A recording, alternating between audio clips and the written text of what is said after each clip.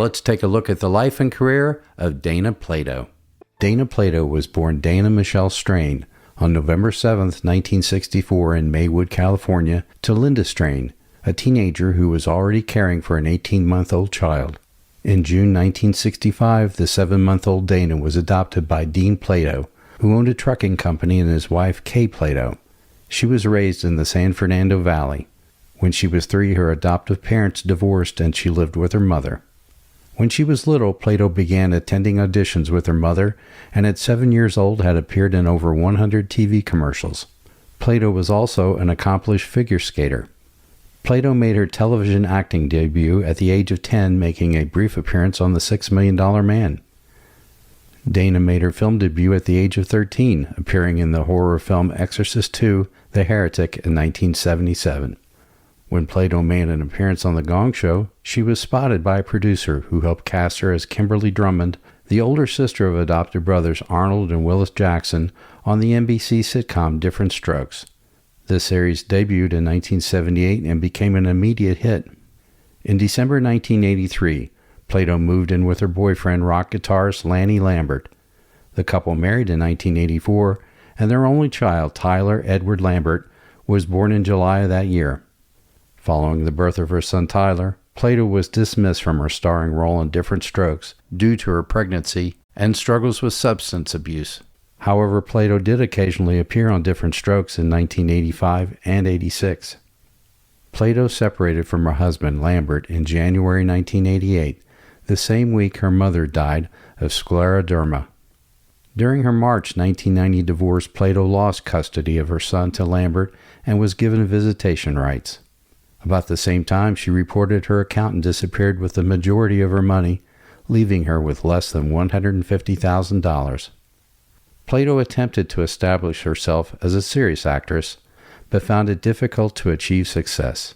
She had breast implants and modeled for a June 1989 Playboy pictorial. On February 28, 1991, Plato entered a video store, pulled out a pellet weapon, and demanded the money in the cash register. After she left with $164, the clerk called 911 and said, "I've just been robbed by the girl who played Kimberly on Diff'rent Strokes." Approximately 15 minutes after the robbery, Plato returned to the scene and was arrested.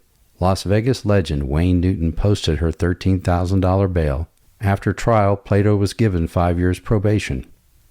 In 1992, Plato was arrested a second time for forging a prescription for a controlled substance. She served 30 days in jail for violating the terms of her probation and immediately entered a rehabilitation program. Plato later moved to Las Vegas, Nevada, where she struggled with poverty and unemployment. At one point, she worked at a dry cleaning store. Toward the end of her career, Plato chose roles that were erotic. She appeared nude in Prime Suspect in 1989 and Compelling Evidence in 1995. Plato was then engaged to her manager, Robert Menchaca, with whom she lived with in a motorhome. On May 7, 1999, the day before she died, Plato appeared on The Howard Stern Show.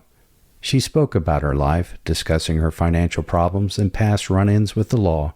Many callers to the show insulted Plato and questioned her sobriety, which angered and provoked her. Some callers, as well as host Howard Stern, came to Plato's defense. The next day, on May 8, 1999, Plato and Menchaca were returning to California and stopped at Menchaca's mother's home in Moore, Oklahoma for a Mother's Day visit. Later on in the visit, Plato said she felt unwell and took some medication and went to lie down with Menchaca inside her Winnebago motorhome, which was parked outside the house. Sadly, upon waking up, Menchaca discovered that Plato had died in her sleep. She was only 34 years old. Plato's body was cremated, and her ashes were scattered over the Pacific Ocean. Plato's death was a tragic end to a troubled life. However, she will always be remembered as one of the most popular teen idols of the 70s and 80s. On May 6, 2010, 2 days before the 11th anniversary of Plato's death, her son Tyler took his own life. Maybe the moral of this story is life is hard. Sometimes you get the breaks, but sometimes they turn out not to be breaks. Well, thanks again for watching, and I'll see you again next time, unless I come to my own sad ending.